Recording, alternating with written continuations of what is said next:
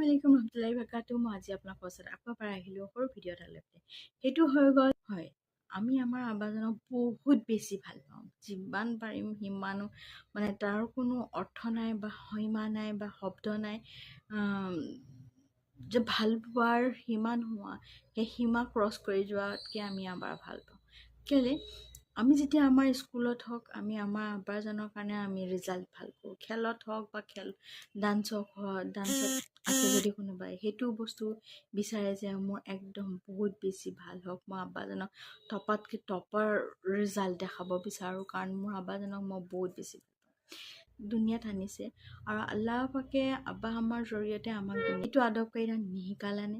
মানুহক কোৱা কথাষাৰ আদব কাইদা কেনেকুৱা হ'ব লাগে, থিয় হোৱা ষ্টাইল কেনেকুৱা হ'ব লাগে, বহা ষ্টাইল কেনেকুৱা হ'ব লাগে, মানুহৰ লগত কথা বতৰা কৰা, আল্লাহৰ ইবাদতৰ কথা পতা, বা কোৰআন শৰীফ তিলাৱত কিয় কৰিব লাগে, কেলে কৰিব লাগে, কেনেকৈ কৰিব লাগে, নামাজ 5 ওয়াক্ত নামাজখিনি কেনেকৈ পঢ়িব লাগে, এইখিনি বস্তু সৎকা কৰা, জাকাত দিয়া, এইবিলাক কথা নিশিকালানে?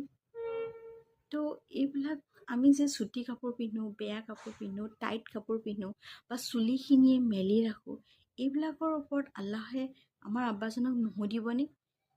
কিয় শিক্ষা নিদিলা নি তোমাৰ ল'ৰা ছোৱালীক?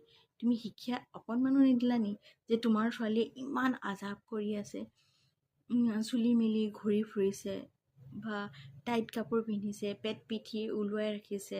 আমাৰ য'ত ভৰিৰ যদি মুখখনে আমাক দেখুৱাই থ'ব গৈছে বা মাত্ৰ হাতৰ আঙুলিকেইটাহে যি দেখি থাকিবলৈ কৈছে, হাতৰ তলুৱা আৰু আঙুলিকেইটা বা ভৰিৰ সৰু গাঁঠিলৈকে দেখাই দিব পাৰে, এনেকুৱা কাপোৰ পিন্ধিব কৈছে, তাত আমি ইমান চুটি কাপোৰ পিন্ধোঁ, পেট পিঠি ওলাই থকা কাপোৰ পিন্ধোঁ, মূৰৰ চুলিখিনি দেখুৱাই ৰাখোঁ। এইবিলাকৰ গুনাহৰ আজাব কবৰত যদি মোৰ আব্বাৰ বা মোৰ আম্মাজানৰ হয়, গা কঁপি উঠে জানেনে? এইবিলাক কথা আমি নজনাৰ কাৰণে আমি অত গুনাহ কৰি আছোঁ, আৰু গুনাহৰ ভাৰ আমাৰ আব্বাজানৰ আৰু আমাৰ আম্মাজানৰ ওপৰত পৰিছে। কিয় জানেনে?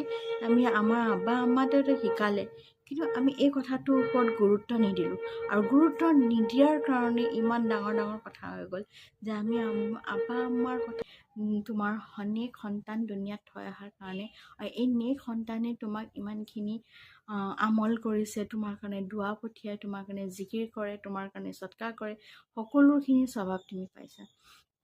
যদি আমি এইবিলাক কৰি থকা দেখে আমাৰ ল'ৰা ছোৱালীয়ে, আমাৰ কাৰণেও তেখেতসকলে সৎকা কৰিব, সকলো কোৰআন শৰীফ তিলাৱত কৰি দোৱা পঠিয়াব, জোনাবৰ পৰা কোনোবা জোৰ মৌলানা মাতি পেলাই যদি দোৱা কৰাটো বেছি জৰুৰী কথা নহয়।